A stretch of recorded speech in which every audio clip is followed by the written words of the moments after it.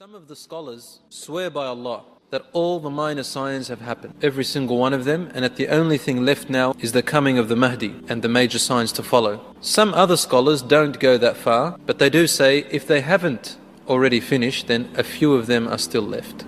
Allah subhanahu wa ta'ala knows best about this. They could have all finished. But what comes to my mind is the Furat river. There is a river called the Euphrates River in Jordan. Rasul tells us, you'll find this hadith in Sahih Muslim by the way, that the Euphrates River will be channeled into a different direction. So where there was water will come dry. There won't be water flowing through there. And as a result, a mountain of gold will be revealed. Rasul mentioned gold, literally, dhahab, jabal min dhahab. So lots of gold will be revealed. الناس تقتتل عليه. People of the world will fight each other over this. They'll go into battles over this gold. He said, don't come near the gold, to his ummah, to us. Don't go near it. From every 100, one will live in this battle. And each person will say, because everyone will see this catastrophe, every person will say, I'm going to be the one to live. I'm going to be the one to live and take my portion. Whether this sign is going to happen before the major signs start, or whether they are going to happen within the time of the major signs, is the knowledge of Allah subhanahu wa ta'ala. So that's going to happen with the Euphrates River, the sign of the ending of the world. But before that happens, before the major signs occur, Allah subhanahu wa ta'ala is going to lift this ummah from its absolute misery and feeble state that it is now. He's going to lift it back up to its victorious, honorable state, back to its nobleness that it once carried, this ummah. It will become the leading nation of the world in every sense of the word, as it once was before, and even better. This is based on one of the hadiths, several hadiths. One of the hadiths is the following, which is also in Muslim and Bukhari. Rasul said, "Bada al-Islamu ghariban, wa sayaudu ghariban kama bada, fatuba lil-ghuraba." Islam, it began very strange to the people, strange. They don't know of this, much of this new ways before. وَسَيَعُودُ غَرِيبٌ, and it will come back in the future strange again. كَمَا بَدَأ, the way it started in the beginning, just exactly the same way. Then he said, فَطُوبَى لِلْغُرَبَاء, good news to those who are strangers in all this time. Strange, what's strange? Strange is different to weird. Strange doesn't mean that it's wrong. It just means that it's unknown to the people's customs and traditions and knowledge that they've always had. It's strange, but interesting. I wonder if I was wrong all this time, and this strange religion is the right one. It's just strange, meaning unknown. For Islam began like that. We know the story in the seerah of the Prophet ﷺ. All you have to do is to read it, and you'll know what I mean. And today, now in the millennium, we have the same situation. Al-Islam is gharib, the same way it began. There's one extra thing that's worse about our time, that it's not only strange to the non-believers, it's become strange to different Muslims. And the Muslims have divided, and they are strangers to one another. I'll give you just a very simple story, a quick one inshallah, just to get it closer to your mind. In Lebanon, when I first went, I was about 14 years old, up in the village areas, they live in the mountains, that's where my parents are from. The village areas had this strange and weird belief that people who used to be practicing good Muslims, they called them walis, awliyas, the saints. And they believe that they are buried in certain places in the different villages. They say that they're noble men. They're men of extraordinary characteristics that are different to the normal human being. They have some karamat, that Allah has blessed them with certain miracles that they can do that no one else can do. And this stayed in their mind. And so in our village, my father's village, we had a huge grave. And in that, they called this person in the grave a Nabi Marmar. Marmar, prophet. He was a prophet, right? He was meant to be a prophet, and they called him Marmar, which is a Christian name. They called him Marmar. Allahu A'lam if there's anything really buried in there. I don't know. But it's a huge grave, probably about maybe 4 meters long. And people take their children there to be cured. They go there and pray around the grave, thinking that their prayer will be accepted more, or they make supplications at the grave. Now the weird other belief was that there were trees around it, and you're not allowed to cut any branch off, because if you cut the branches off, right,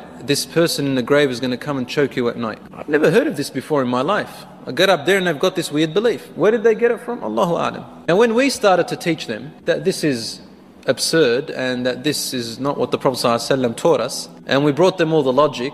For example, I used to say to them, 14 years old, it's quite logical. I said to them, look, if he's really a good man, then he'd want us to use these branches because we're cold and we need to bathe and we need to use it to cook and clean. What does he want with all these trees?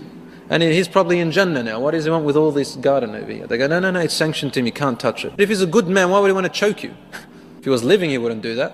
And so on and so forth. When you go and pray at his grave, he needs you more than what you need him. He's dead. He needs your dua. Hadith of the Prophet ﷺ. They looked at us as being the weird ones. We were the strangers. I remember once a grandmother wanted some water to bathe in. It was a Jumu'ah, and I wanted some water. And we didn't have any wood. Up there's no gas, so we had to light up some wood. And what I did was, no one would listen to me, so I gathered up about maybe 6, 7-year-olds. Said, come up with me to the top, we're going to get some branches, man. No branches anyway. So we went up to where the grave was. I gave each child a branch to hold. And we came down this hill. Everybody could see us. The whole village could see us coming down with these branches. And I said, scream out, Allahu Dar, Allahu Nafi'. Allah harms and Allah is the one that prevents harm. Allah subhanahu wa ta'ala is the one that benefits. The whole village stopped. We couldn't even hear a rooster crow anymore. Nothing. Everybody raced up to me, slapped their children, and they cursed me. And subhanallah, we were the weird ones. What is this new religion you're bringing us, they said. We're bringing a new religion to them now. We've never heard of it all our lives. Our ancestors have always practiced this, and now this is strange. Just to make you laugh a bit, a group of youngsters come up to me, youngsters like 18, 19, they said to me, tonight is going to choke you. Lakam is a good man, why do you want to choke me? Anyway, that night I was prepared and I recited some Quran, and I knew that what's actually making him think that is the shaitan, and the shaitan can come and impersonate figures in your dreams. You can get something like a nightmare, which is similar to choking at night. It's called something, dream of terror or something, I don't know. Muhim, I saw a little snake in that dream, and I grabbed it and chopped its neck off. And I said, is this your power, shaitan? Woke up for Fajr afterwards. The youngsters came past the next morning and said, you copped it, didn't you? I said, what are you talking about, man? They go, oh, one day you're going to cop it. Alhamdulillah, now the village has changed. But I'm just illustrating to you that over there, the religion is strange to them. And this day and age, living now in the Western world, you can't get any stranger than this look. The beard. Can't get any stranger now than the veil of the woman. The niqab is now finished, gone. That's like really extreme to them. The beard is now second. And the practices that we do, praying, strange. Holding on to your 5 daily prayers is strange even to some Muslims. And weird. What's this new religion, they say? And what was already dealt with a long time ago, because values change today, now everybody is re-exploring Islam 14 centuries ago and saying, look at that. Look how bad this religion is. You can't do that. Change the values and you say, look how wrong this religion is. You just made up something and now you want to make the religion look like it's wrong and strange and weird. So the religion has started again strange as it was before. And the Rasul ﷺ told us, you will have 4 transitions. From a proper khilafah on the Quran and Sunnah of the Prophet ﷺ. Then it will become a distorted one, Muslims fighting each other. Then it will become a mulkan jabriyan, which is a dictatoriate kind of leadership of khilafah. And then, which is now, there's lots of dictatorships in a lot of the Muslim countries, a lot of the Muslim world. And if a person just speaks of Islam in some places, he's imprisoned immediately, called a terrorist and called an extremist and so on and so forth. Then he said, ثُمَّ تَعُودُ الْخِلَافَ عَلَى مِنْهَاجِ النُّبُوَّةِ. Khilafah will return back, leadership of the Muslims, to the way the Prophet ﷺ began it. And that is yet to happen. That is yet to happen. The last Khilafah we had was the Ottoman Empire. So this is another sign that is inevitably coming. But the thing is, the Muslims will return. The nation of Islam in its proper teaching, its proper form, as it began, will come back and will fill the world with peace and justice, just as it was filled with injustice and tyranny. And that's the time of Al-Mahdi. Allah subhanahu wa ta'ala only knows when this is going to happen.